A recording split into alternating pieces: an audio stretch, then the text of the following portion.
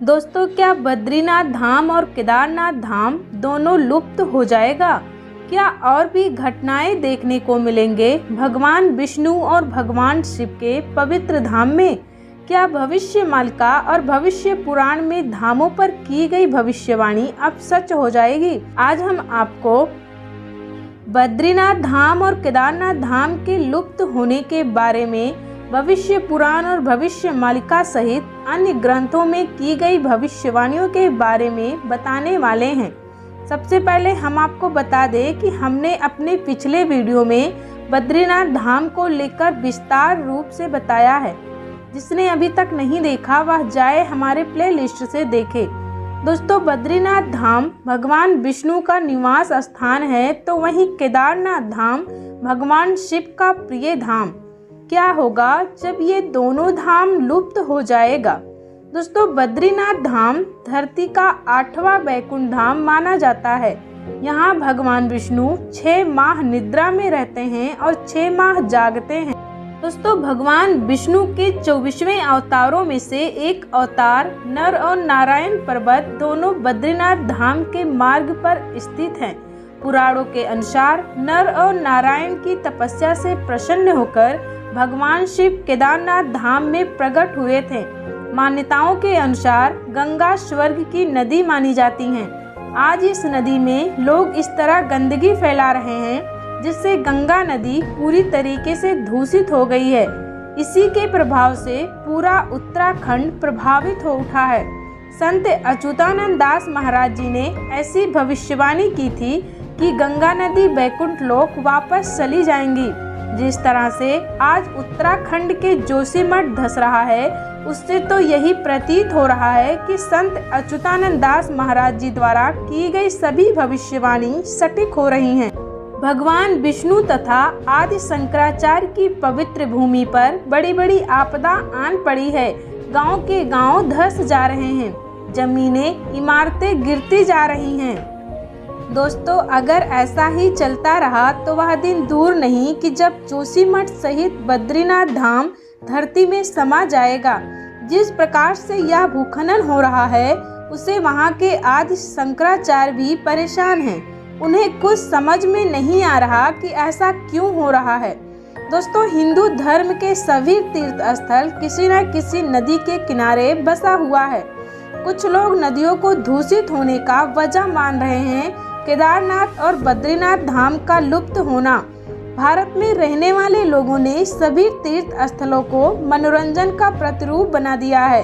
सनातन धर्म का नाम शर्मसार कर दिया है, जिसकी वजह से आज जोशीमठ कुदरत का मार सह रहा है। जिस दिन गंगा नदी पूरी तरह से सूख जाएगी उस दिन बद्रीनाथ और केदारनाथ धाम हमेशा के लिए लुप्त हो जाएगा, जिसकी भविष्यवाणी आज से 500 साल पहले ही भविष्य मालिका में कर दी गई थी। भविष्य मालिका की भविष्यवाणी के अनुसार कलयुग के अंत का संकेत हमें चारों धाम व पुरातन मंदिरों से देखने को मिलेगा।